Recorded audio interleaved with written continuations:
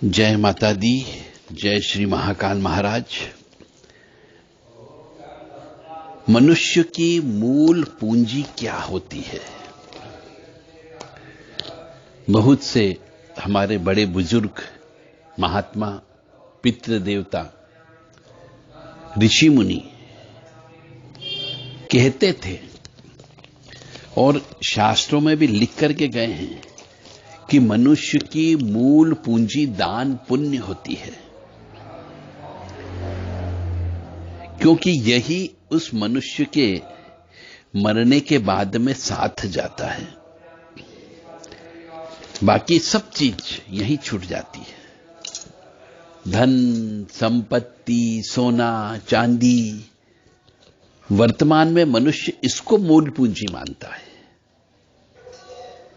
कि मेरे पास इतना बड़ा मकान, मेरे पास इतनी बड़ी गाड़ी, मैं सोने से लदा हुआ, यह मूल पूंजी मानता है, क्योंकि यह भौतिकवादी सुख है। जबकि शास्त्र यह कहता है कि मनुष्य की मूल पूंजी उसके द्वारा किया गया दान पुण्य है,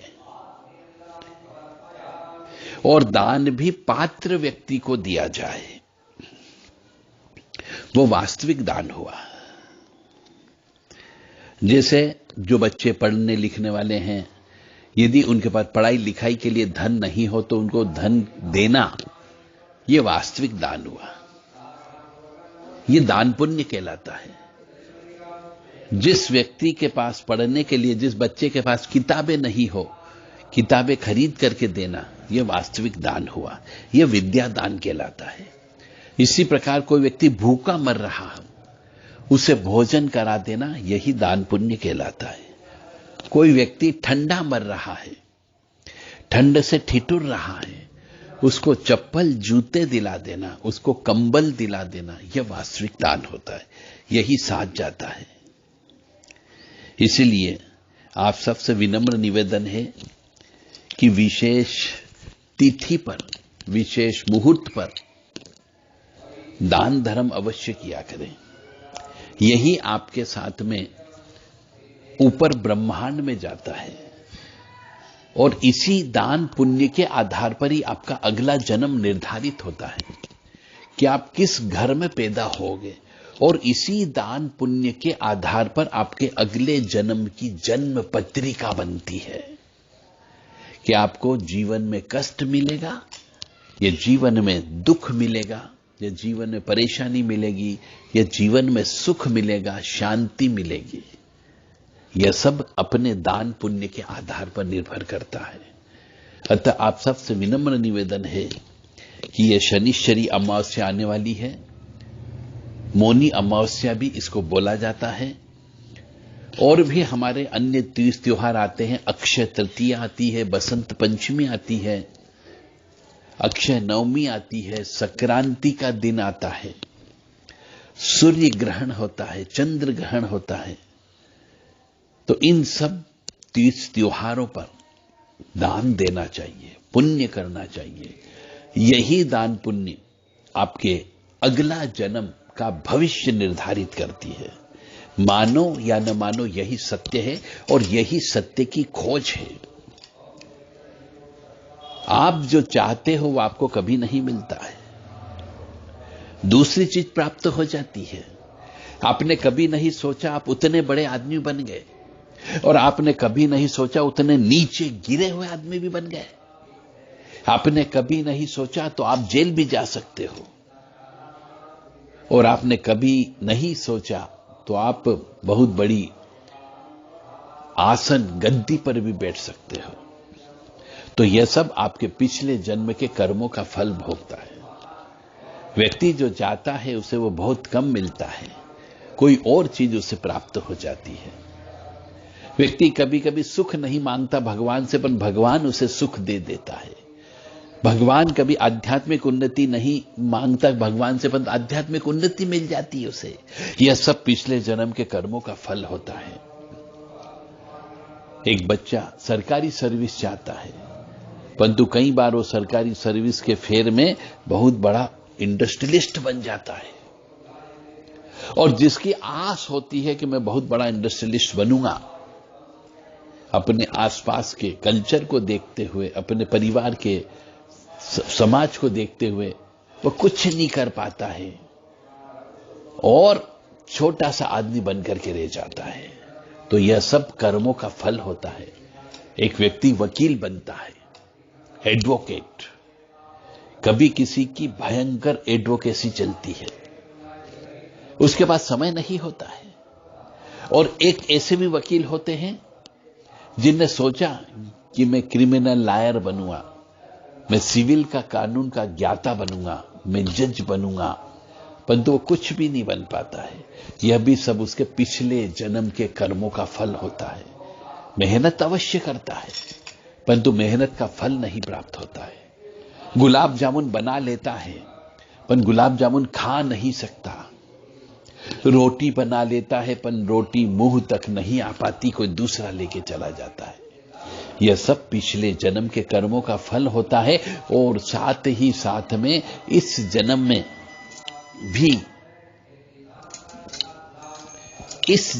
भी जो पुण्य करते हैं, दान करते हैं, यह सब उनका फल होता है।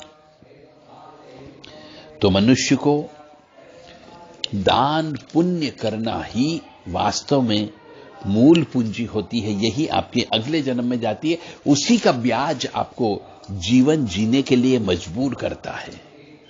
यही सत्य है, यही सत्य की खोज है। इसी के लिए बहुत से मनुष्य पूरी जिंदगी निकाल देते हैं और वह हमने आपके सामने रख दी। अब इससे आगे आप और पता करें। हमने अपनी साधना के बल पर, अपने जप तप के बल पर, अपने हवन अनुष्ठान के बल पर यही सत्य निकला कि मनुष्य जो चाहता है वह उसको नहीं मिलता है और जो नहीं चाहता है वह उसको मिलता है। कोई भी मनुष्य कष्ट नहीं चाहता, पर फिर भी कष्ट आता है। कोई मनुष्य बीमार नहीं होना चाहता, फिर भी उसे बीमार होना पड़ता है। रात को अच्छे से सोता है, किसी प्रकार की तकलीफ नहीं होती है, परंतु सवेरे उठता है तो पता लगता है ब्लड प्रेशर बढ़ गया। सवेरे जब उठता है तो पता लगता है कि शुगर हो गई।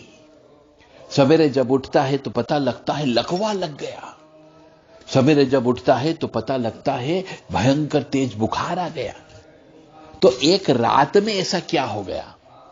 आपने कोई मेहनत नहीं की, आप किसी से मिले नहीं। तो इसका अर्थ यह होता है कि ईश्वर समय समय पर ग्रह नक्षत्रों के प्रभाव से आपको कष्ट देता है और सुख देता है। तो आपको एक ज्ञान होना चाहिए कि कौन सा ग्रह मुझे कष्ट देगा और कौन सा ग्रह मुझे सुख देगा।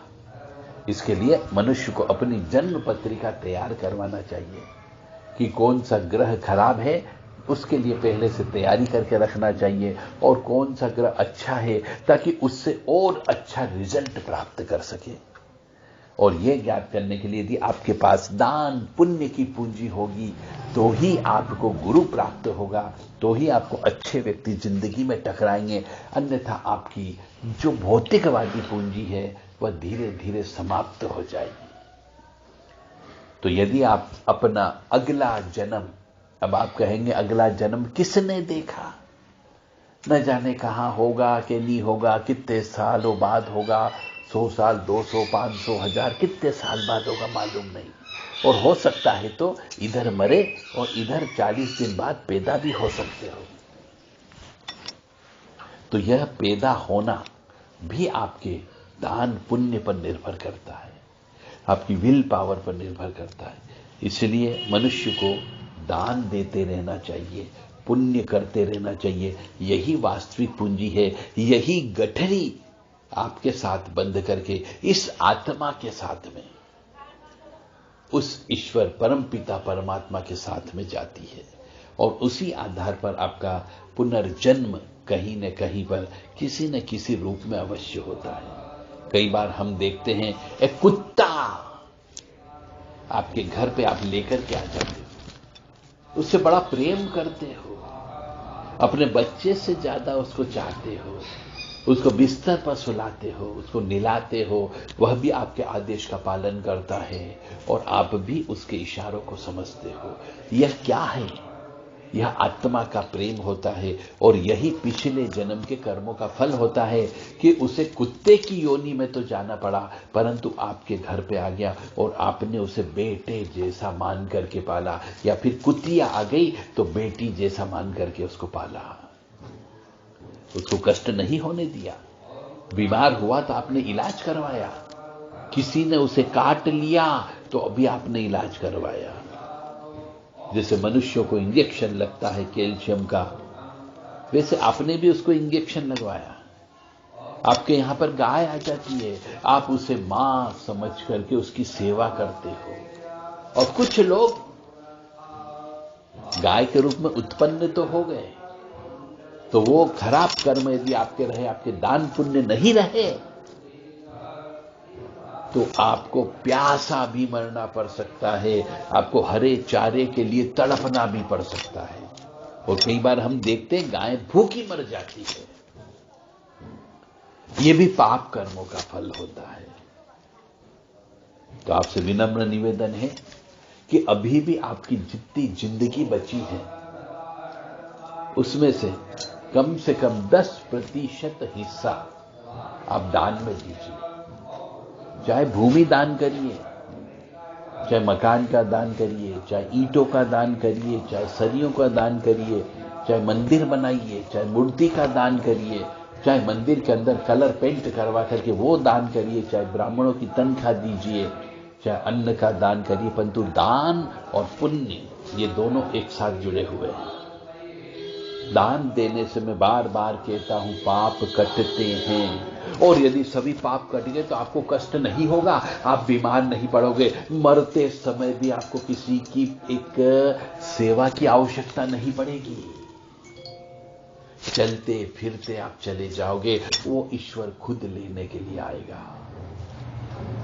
अतः आपसे विनम्र निवेदन है कि यदि आप अपनी इस जिंदगी को सुधारना चाहते हो तो अपने साथ में दान और पुण्य की गठरी साथ में बांध करके लेके जाइए, ताकि आपके जीवन में सुख ही सुख की प्राप्ति हो सके।